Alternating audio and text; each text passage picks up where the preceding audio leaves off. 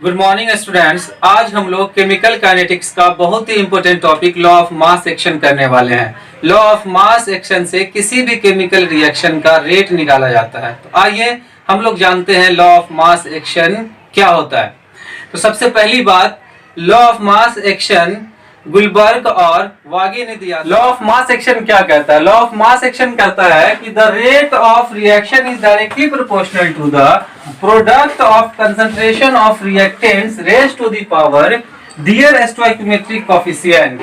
क्या कहता है ये कि किसी भी केमिकल रिएक्शन का रेट डायरेक्टली प्रोपोर्शनल टू होता है concentration of reactant with proper power के। तो आइए हम लोग एक एग्जांपल से समझते हैं क्या है। फॉर रिएक्शन, मान लेते हैं कि हमारे पास एक रिएक्शन है ए बी बी, क्या बन रहा है? प्रोडक्ट्स बन रहा है। तो लॉ ऑफ मास एक्शन क्या कहता है? लॉ ऑफ मास एक्शन कहता है कि रेट डायरेक्टली प्रोपोर्शनल होता है concentration of reactant raise to the power stoichiometric coefficient. तो यहाँ एक स्टोइकोमेट्रिक कोएफिशिएंट क्या है? ए, और रेट डायरेक्टली प्रोपोर्शनल होता है कंसंट्रेशन ऑफ रिएक्टेंट। तो बी भी एक रिएक्टेंट है, raise to the power stoichiometric coefficient किसका? बी का।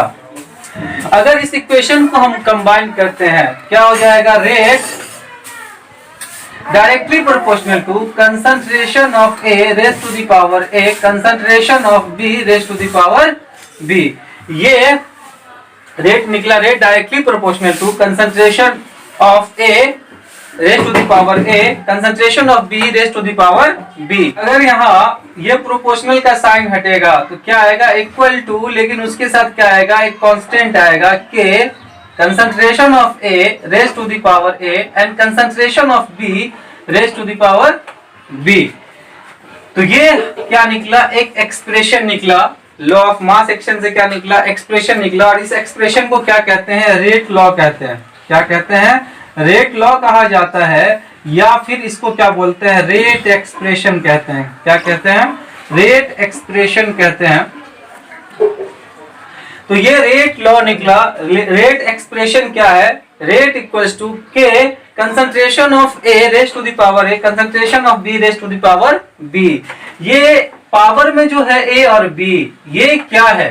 पावर में जो ए और बी है वो ए का स्टोइकोमेट्रिक कोएफिशिएंट है और बी जो है वो बी का स्टोइकोमेट्रिक कोएफिशिएंट है। तो लॉ ऑफ मास एक्शन कहता है कि रेट डायरेक्टली प्रोपोर्शनल टू होता है कंसंट्रेशन ऑफ रिएक्टेंट के raise to the power stoichiometric coefficient. किसका? तो जिसका हम कंसंट्रेशन लेंगे उसका स्टोइकोमेट्रिक कोएफिशिएंट यहाँ आएगा। एग्जांपल से समझते हैं।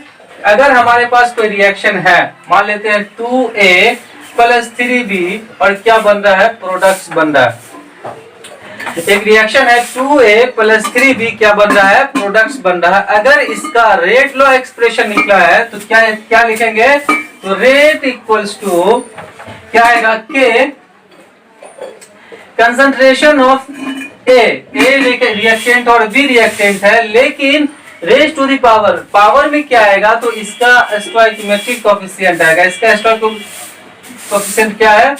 2। और ये भी बी रिएक्टेंट है तो इसके साथ क्या है? कंसंट्रेशन ऑफ बी, इसका स्टोइकोमेट्रिक कोएफिशिएंट क्या है? तो concentration of B raise to the power कितना आएगा? 3। तो ये हुआ इस रिएक्शन का रेट लॉ एक्सप्रेशन। एक और एग्जांपल से समझते हैं। हमारे पास एक और एग्जांपल 2A प्लस बी, क्या बन रहा है? प्रोडक्ट्स बन रहा है। अगर कहा जाए इस रिएक्शन का रेट लॉ एक्सप्रेशन लिखने के लिए तो कैसे लिखेंगे? तो क्या कहता है rate law expression? Rate equals to क्या है? K concentration of A and concentration of B. ये कंसंट्रेशन जो है रिएक्टेंट का कंसंट्रेशन है, इतना ही पे नहीं लिखेगा, छोड़ेंगे इसको। क्या करना है इसके बाद करना है कि इसके स्टोइकोमेट्रिक कोएफिशिएंट को पावर में लिखना। ए का स्टोइकोमेट्रिक कोएफिशिएंट क्या है? 2, और बी का स्टोइकोमेट्रिक कोएफिशिएंट क्या है? कुछ नहीं, तो क्या है? 1 है। ये हुआ इस रिएक्शन का rate law expression. Mass action से जो रेट लॉ एक्सप्रेशन निकला है उसमें कुछ टर्म दिख रहा है। ये concentration of A, concentration of B, A दिख रहा है, बी दिख रहा है और के दिख रहा है। इसका एक नाम दिया गया, क्या है? क्या कहते हैं इसको? कंसंट्रेशन ऑफ ए, ये क्या है, कंसंट्रेशन ऑफ बी, यहाँ ए भी दिख रहा और स्मॉल ए और स्मॉल बी दिख रहा जो पावर में, ये क्या है, इसका एक नाम दिया गया जो क्या है, ऑर्डर। किसके रिस्पेक्ट में ऑर्डर है, order with respect to A. B किसके रिस्पेक्ट में है, तो order with respect to B. A जो है ए के रिस्पेक्ट में ऑर्डर है और बी क्या है, बी के रिस्पेक्ट में ऑर्डर है। और यहाँ पे एक और टर्म है जिसको कहते हैं के। के क्या है, के को कहते हैं रेट कांस्टेंट। क्या है इसका नाम, रेट कांस्टेंट, रेट कांस्टेंट, या इसको बोला जाता है वेलोसिटी कांस्टेंट। इसका एक और नाम है जिसको बोलते हैं स्पेसिफिक रेट। तो ये कुछ टर्म था रेट लॉ एक्सप्रेशन में जिसको हम लोग समझ चुके हैं। Concentration of A, concentration of B, small A क्या है, ऑर्डर है किसके रिस्पेक्ट में, ए के रिस्पेक्ट में, स्मॉल बी क्या है, ऑर्डर है किसके रिस्पेक्ट में, बी के रिस्पेक्ट में। के का क्या नाम है, इस के को बोलते हैं रेट कांस्टेंट या वेलोसिटी कांस्टेंट या स्पेसिफिक कांस्टेंट। और अगर ए और बी को जोड़ दिया जाए तो इसको कहते हैं, क्या निकलता रिएक्शन का, ऑर्डर ऑफ रिएक्शन निकलता। ए और बी जो पावर में है अगर उसके ऑर्डर उसको अगर जोड़ दिया जाए तो क्या निकलेगा, ऑर्डर ऑफ रिएक्शन।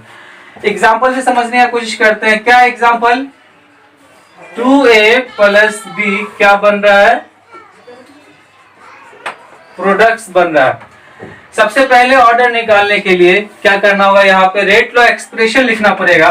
तो रेट लॉ एक्सप्रेशन इसका कैसे निकलेगा, rate equals to rate constant K concentration of A, इसका क्या हो जाएगा stoichiometric coefficient, and concentration of B क्या हो जाएगा, इसका स्टोइकियोमेट्रिक कोएफिशिएंट कुछ नहीं तो क्या आ जाएगा, 1 आ जाएगा।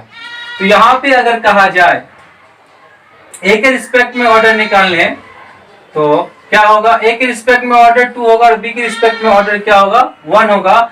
अगर ऑर्डर ऑफ रिएक्शन कहा जाए निकालने तो क्या हो जाएगा, ऑर्डर ऑफ रिएक्शन। तो ऑर्डर ऑफ रिएक्शन निकालने के लिए रेट लॉ एक्सप्रेशन में रिएक्टेंट मॉलिक्यूल्स जो भी है उसके पावर को क्या करना है, जोड़ देना है। इसका पावर क्या है 2 और इसका क्या है 1, तो 2 प्लस 1 क्या हो जाएगा 3। यही एप्लीकेशन था यहाँ पे। ऑर्डर ऑफ रिएक्शन किसको बोलते हैं, तो रेट लॉ एक्सप्रेशन में रिएक्टेंट स्पीसीज के ऊपर जो ऑर्डर है उस ऑर्डर को क्या किया गया है, ऐड किया गया। तो जो पावर में होगा उसको ऐड करने के बाद क्या निकलेगा, ऑर्डर निकल जाएगा। एक और एग्जांपल समझते हैं। 3a प्लस 2b क्या बन रहा है, प्रोडक्ट्स बन रहा है। तो रेट क्या हो जाएगा, रेट हो जाएगा k into concentration of a raise to the power 3 and concentration of b raise to the power 2। Stoichiometric coefficient को पावर में लिखा जाता है। अगर इसका ऑर्डर ऑफ रिएक्शन पूछा जाए तो क्या होगा, ऑर्डर ऑफ रिएक्शन हो जाएगा, इसका ऑर्डर ऑफ रिएक्शन हो जाएगा जो रिएक्टेंट स्पीसीज के ऊपर ए के रिस्पेक्ट में जो ऑर्डर है और बी के रिस्पेक्ट में जो ऑर्डर है उसको क्या करेंगे, जोड़ देंगे। क्या है 3 प्लस 2 क्या निकल जाएगा 5।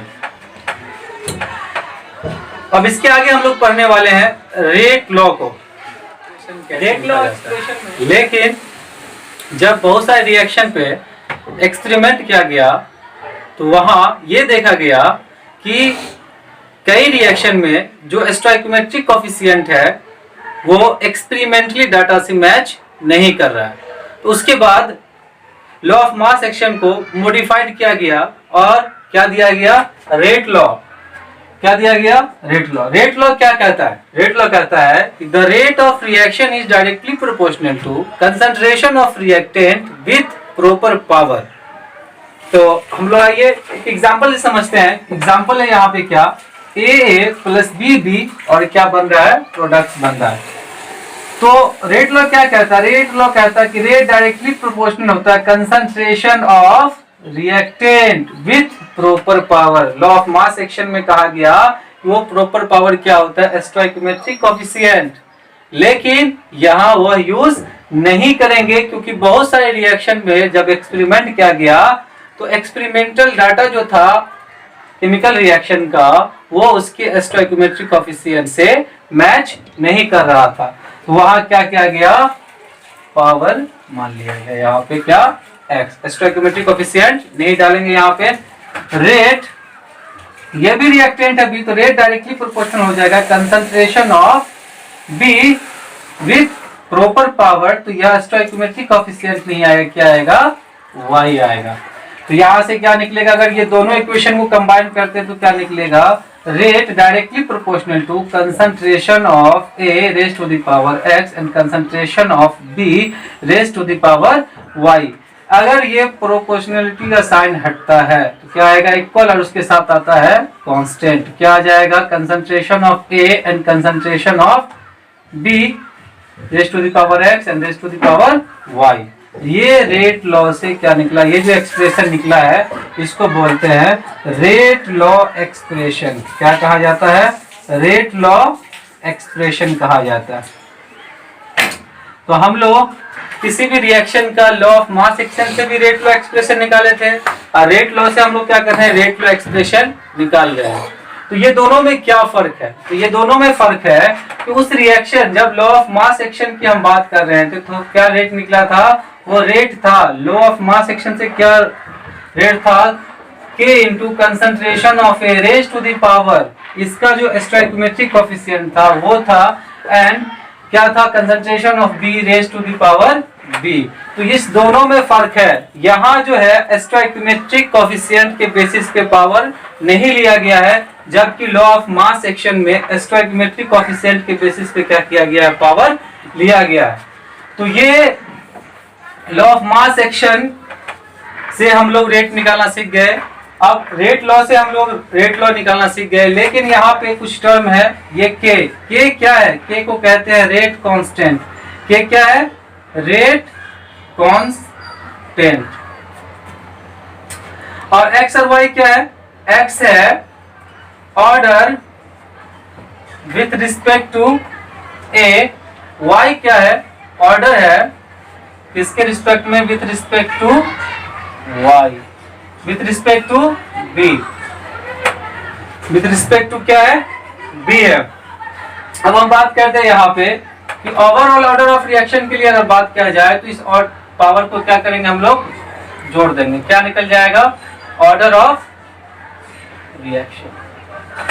तो रेट लॉ एक्सप्रेशन में हम स्टोइकोमेट्रिक कोएफिशिएंट के बेसिस पे किसी भी रिएक्शन का ऑर्डर नहीं लिख सकते। एक एग्जांपल समझते हैं यहाँ पे, ये एग्जांपल है 2a प्लस 3b क्या बन रहा है, प्रोडक्ट्स बन रहा है। अगर इस रिएक्शन का रेट लॉ एक्सप्रेशन कहा जाए निकालने के लिए तो कैसे निकलेगा, तो रेट इक्वल्स टू हो जाएगा k into concentration of a। क्या यहाँ पे स्टोइकोमेट्रिक कोएफिशिएंट देंगे, अगर लॉ ऑफ मास एक्शन से ऑर्डर निकालना होता तो देते, लेकिन यहाँ हमको किससे निकालना, रेट लॉ से निकालना, तो क्या आएगा, x और concentration of b raise to the power y।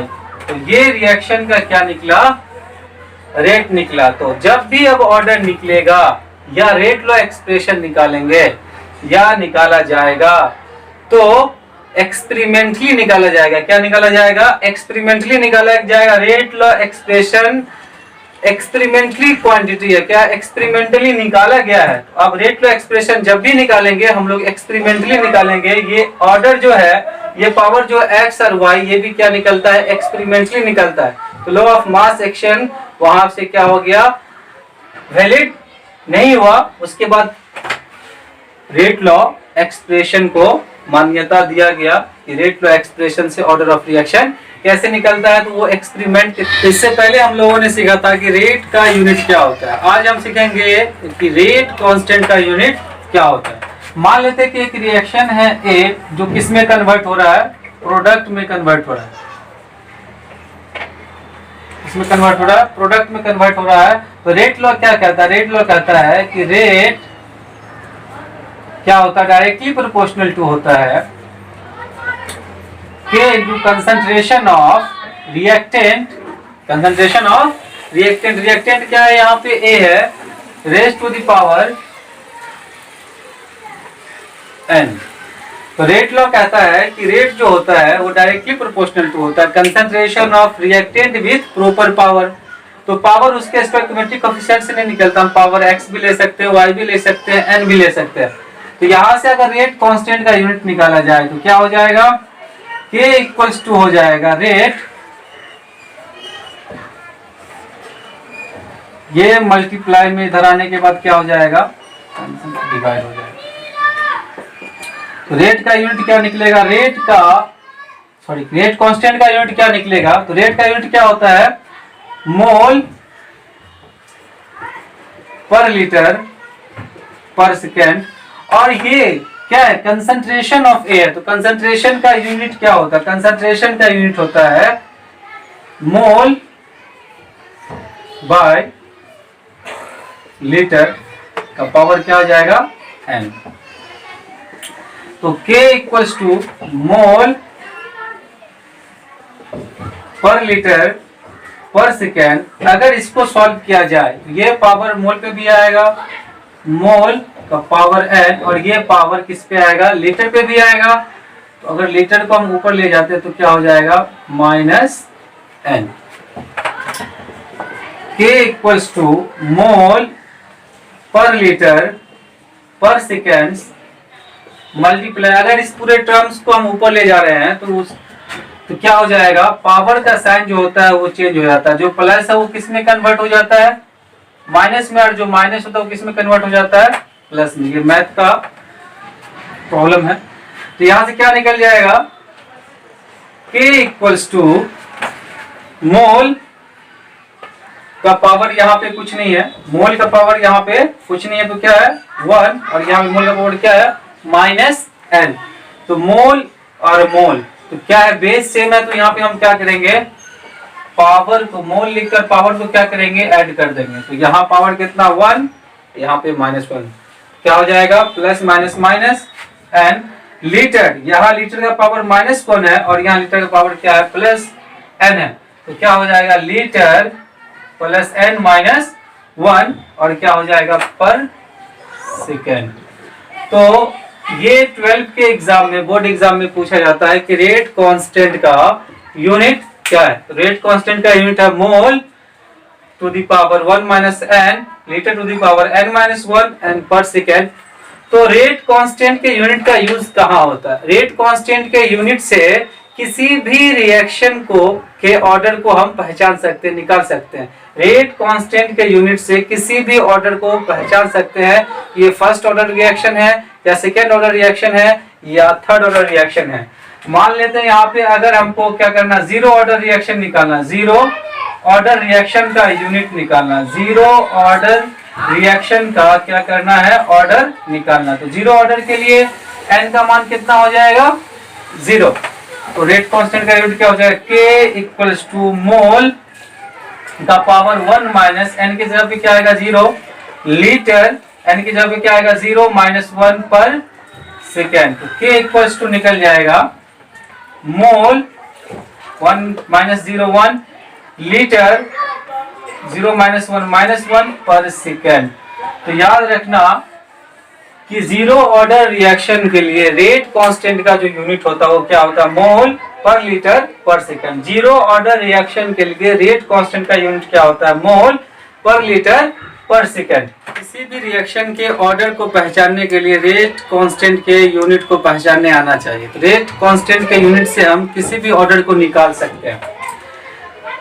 First order reaction के लिए रेट कांस्टेंट का यूनिट क्या होता है, तो रेट कांस्टेंट का यूनिट जो जनरल यूनिट वो क्या है, mole to the power 1 minus n, litre n minus 1 पर सेकेंड। तो रेट कांस्टेंट का जो जनरल यूनिट निकला है उसी में फर्स्ट ऑर्डर रिएक्शन का भी फर्स्ट ऑर्डर के लिए भी हम उसी फार्मूला का यूज करेंगे, जीरो ऑर्डर के लिए भी उसी फार्मूला का यूज करेंगे, सेकेंड ऑर्डर के लिए भी रेट कांस्टेंट का यूनिट निकालने के लिए उसी फार्मूला का यूज करेंगे। तो क्या आ जाएगा यहाँ पे, फर्स्ट ऑर्डर के लिए क्या हो जाएगा n का वैल्यू 1, तो क्या आएगा मोल 1 माइनस n का वैल्यू क्या है 1 litre to the power n का वैल्यू क्या है 1 माइनस 1 पर सेकेंड। तो इस वैल्यू को इस फॉर्मूला में पुट कर देना, तो k equals to 1 minus 1 cancel out हो गया, क्या निकलेगा मोल का पावर 0 लीटर 1 माइनस 1 या ये भी कैंसिल आउट गया, क्या लीटर का पावर 0 n पर सेकेंड। तो किसी भी संख्या के ऊपर या किसी भी क्वांटिटी के ऊपर 0 पावर होता है उसका वैल्यू कितना होता है 1 होता है, इसका वैल्यू क्या हो जाएगा 1 हो जाएगा, बच गया क्या पर सेकेंड। तो फर्स्ट ऑर्डर के लिए, फर्स्ट ऑर्डर रिएक्शन के लिए रेट कांस्टेंट का जो यूनिट होता है वो होता है पर सेकेंड।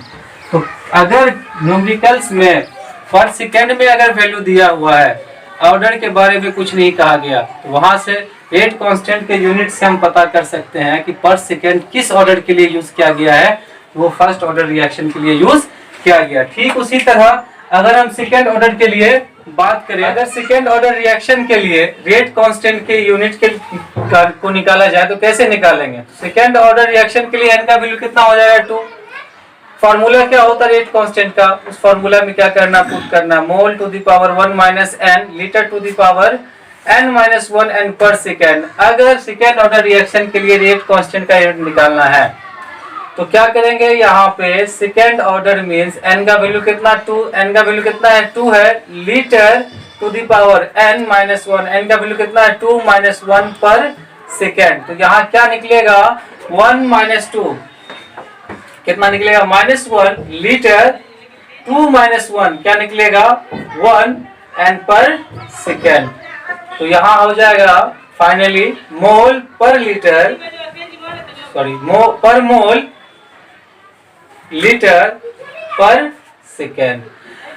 अगर न्यूमेरिकल्स क्वेश्चन में या क्वेश्चन में ऑर्डर का जिक्र नहीं किया गया हो, कहा जाए सेकेंड ऑर्डर रिएक्शन कौन सा ऑर्डर है, तो वहां पे हम लोग क्या करेंगे, रेट कांस्टेंट के यूनिट को पहचान कर हम किसी भी ऑर्डर को निकाल सकते हैं।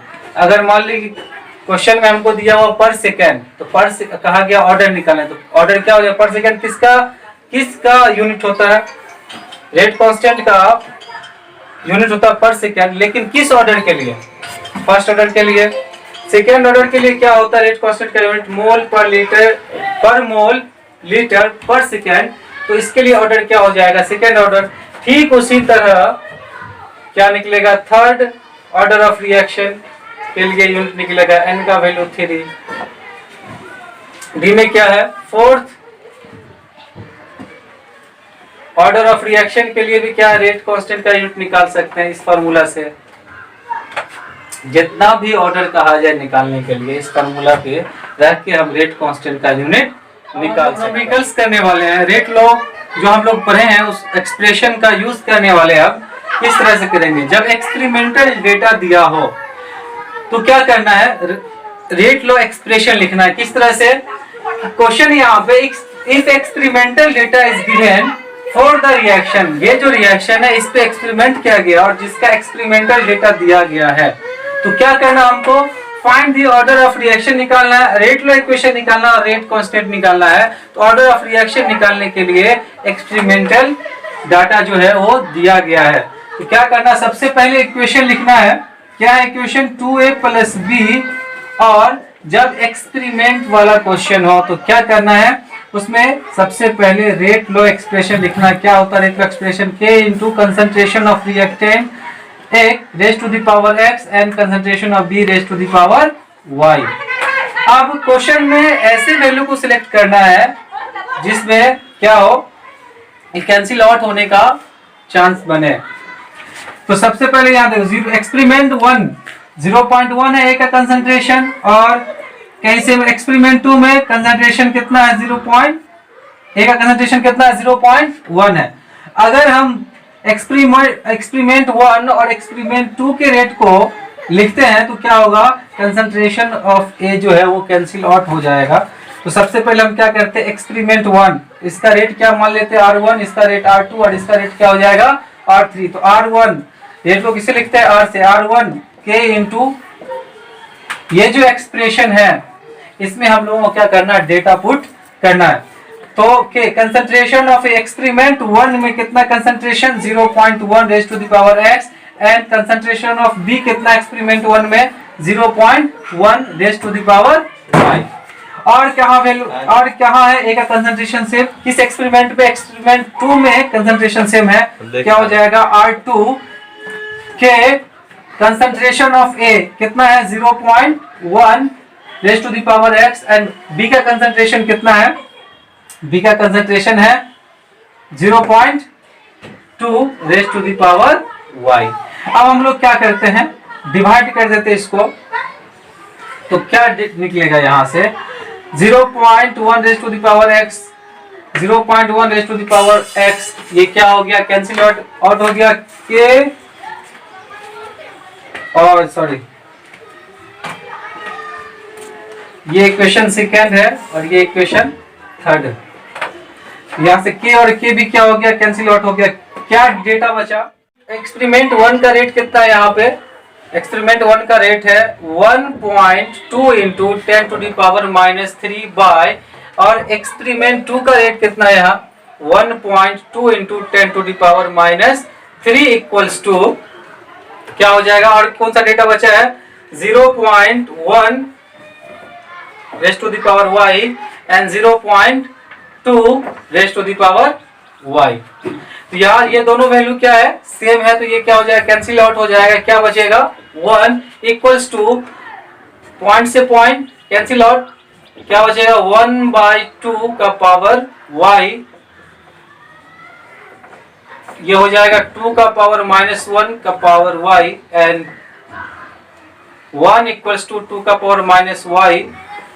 यहाँ पे हम लिख सकते हैं 2 का पावर 0, 2 का पावर -1। क्यों लिखा गया, क्योंकि किसी भी संख्या के ऊपर 0 अगर पावर होता तो उसका वैल्यू कितना होता 1। 2 से 2 कैंसिल आउट, क्या निकल जाए y का पावर y। अब क्या करेंगे, यहाँ पे y का वैल्यू निकालने के बाद अब x का वैल्यू फाइंड आउट करना है। ऐसे वैल्यू को सिलेक्ट करना है जहाँ क्या हो, कैंसिल आउट होने का संभावना बने। तो यहाँ क्या है, एक्सपेरिमेंट 1 में कंसंट्रेशन ऑफ B क्या है 0.1 है, और एक्सपेरिमेंट 3 में क्या है, कंसंट्रेशन 0.1 है। तो हम लोग क्या करते हैं, experiment 1 R1 equals to K into, इस इक्वेशन में क्या करते हैं हम लोग, कंसंट्रेशन को पुट करते हैं। कितना एक्सपेरिमेंट में कंसंट्रेशन 1 A का 0.1 का पावर x एंड B का कंसंट्रेशन कितना है, तो 0.1 raise to the power y।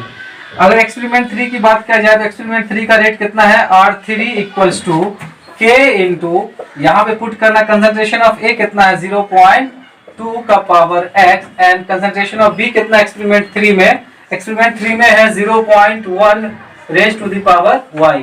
आप क्या करते हैं, यहाँ पे डिवाइड कर देते हैं, तो क्या हो जाएगा इसका वैल्यू, K से K कैंसिल आउट हो गया,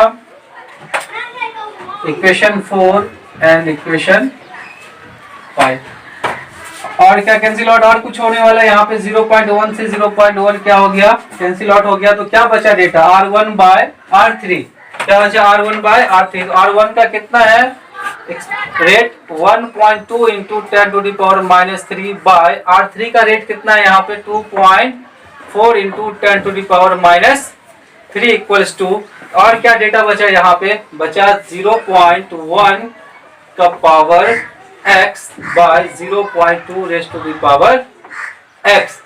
10 का पावर -3 से 10 का पावर -3 कैंसिल आउट हो गया, पॉइंट से पॉइंट कैंसिल आउट, 12 2 जा 24, 1/2 इक्वल्स टू क्या निकला यहाँ पे 1.1/2 इक्वल का पावर x।